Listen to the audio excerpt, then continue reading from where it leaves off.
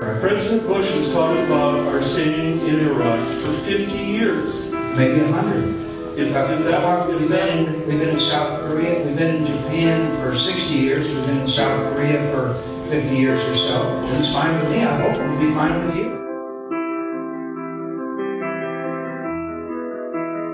His whole career is wrapped up in the military, national security. He's in Putin's face. He's threatening the Iranians. We're going to be in Iraq 100 years.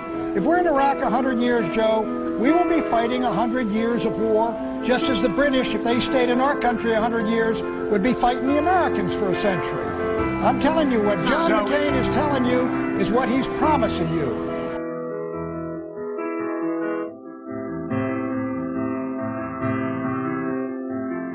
What he said is, make no mistake, there are going to be more wars. That is straight talk. To be quite frank, Joe, you get John McCain in the White House, and I do believe we will be at war with Iran. That's one of the things that makes me very nervous about him.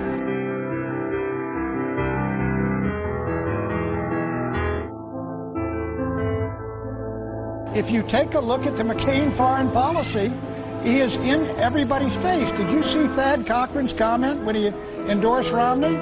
He said, look, John McCain is a bellicose, red-faced, angry guy who constantly explodes. His whole career is the military. His big issue, the one he's comfortable with, is what? Is national security, Islamofascism, the long war, 100 years in Iraq. That's where he's comfortable. That's where he's at his best.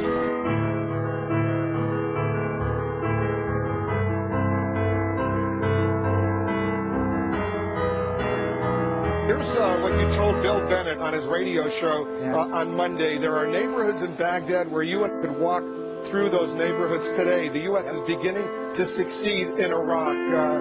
Everything we hear that if you leave the so-called green zone, the international zone, and you go outside of that secure area, relatively speaking, you're in trouble if you're an American. That's where you ought to catch up on things, Wolf. General Petraeus goes out there almost every day in an unarmed Humvee. I think you ought to catch up.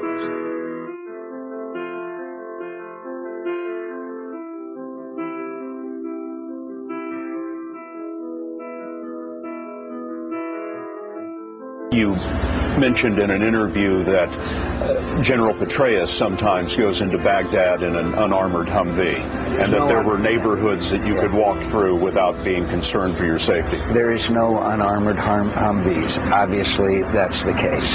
I'm trying to make the point over and over and over again that we are making progress.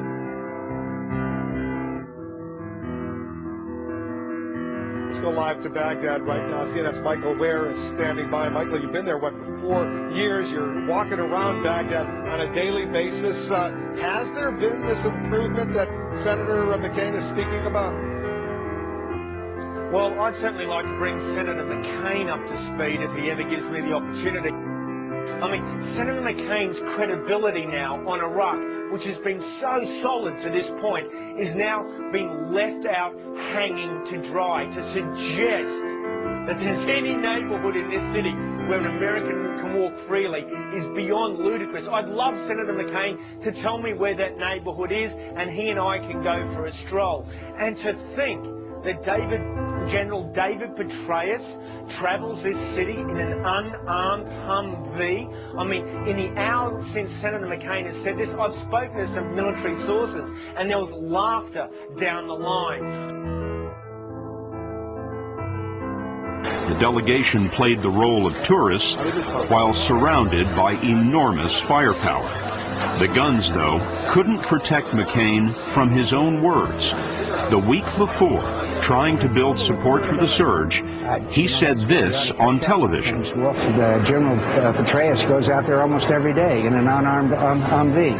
And he said this on the radio. There are neighborhoods in Baghdad where you and I could walk through those neighborhoods today. Those words came back to haunt him in a Baghdad news conference, and he made it worse. Senator McCain, I just read in the internet that you said there are areas in Baghdad that you can walk around freely. Yeah, I just came from one. Pardon me? I just came from one. But backing up that stroll through the market was 10 armored Humvees, soldiers with rifles, and 2 Apache attack helicopters circling overhead.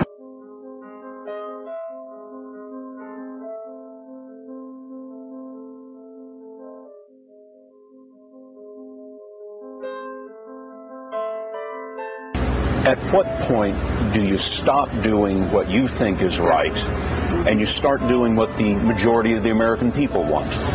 Well, again, I disagree with what the majority of the American people want.